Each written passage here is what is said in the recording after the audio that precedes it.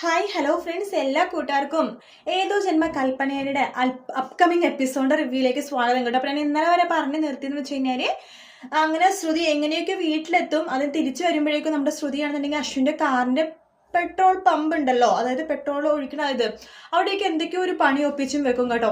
അതിനുശേഷം ആണെന്നുണ്ടെങ്കിൽ നമ്മുടെ അശ്വിൻ്റെ ഫോണിലേക്ക് മീറ്റിംഗ് നടക്കുന്ന സമയത്ത് അശ്വിൻ്റെ ഫോണ് എപ്പോഴും സൈലന്റ് ആയിരിക്കും. ഈ ശ്രുതി പോയിട്ട് അശ്വിൻ്റെ റൂമിൽ പോയിട്ട് അത് ജനറൽ ആക്കി വെക്കും. അപ്പം മീറ്റിംഗ് നടക്കുന്ന സമയത്ത് ശ്രുതി എന്താ ചെയ്യാന്ന് വെച്ച് കഴിഞ്ഞാൽ ഇമ്പോർട്ടൻറ്റ് മീറ്റിംഗ് ആയിരുന്നു.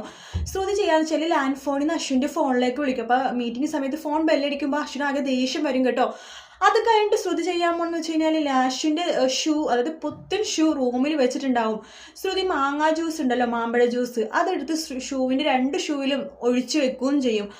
അങ്ങനെ നമ്മുടെ അശ്വിൻ ആകെ ദേഷ്യം വന്നിട്ട് ചേച്ചിയോട് ചോദിക്കുന്നുണ്ട്, ചേച്ചി ആരാ മീറ്റിംഗ് സമയത്ത് എൻ്റെ ഫോണിലേക്ക് വിളിച്ചത്? ഇവിടുത്തെ ലാൻഡ് ഫോണിൽ നിന്നാണ് കോൾ വന്നത്.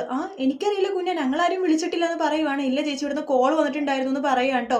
ആ സമയത്ത് ആരാന്ന് ആർക്കും മനസ്സിലാത്തോണ്ടെന്ന് ആരൊന്നും മിണ്ടില്ല. അതിനുശേഷം അശ്വിൻ പെട്ടെന്നാണ് ശ്രദ്ധിക്കുന്നത്. അശ്വിൻ നടക്കുമ്പോൾ പച്ചക്കേന്ന് ഒച്ച കേൾക്കുന്നു.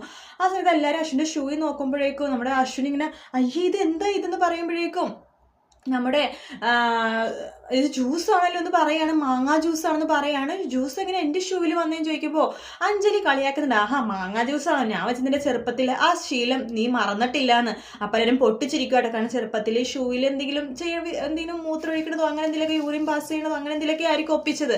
അപ്പം അത് കേട്ട് എല്ലാവരും കളിയാക്കി ചിരിക്കുവാട്ടോ. അശ്വിൻ ആകെ ദേഷ്യം വരും കേട്ടോ.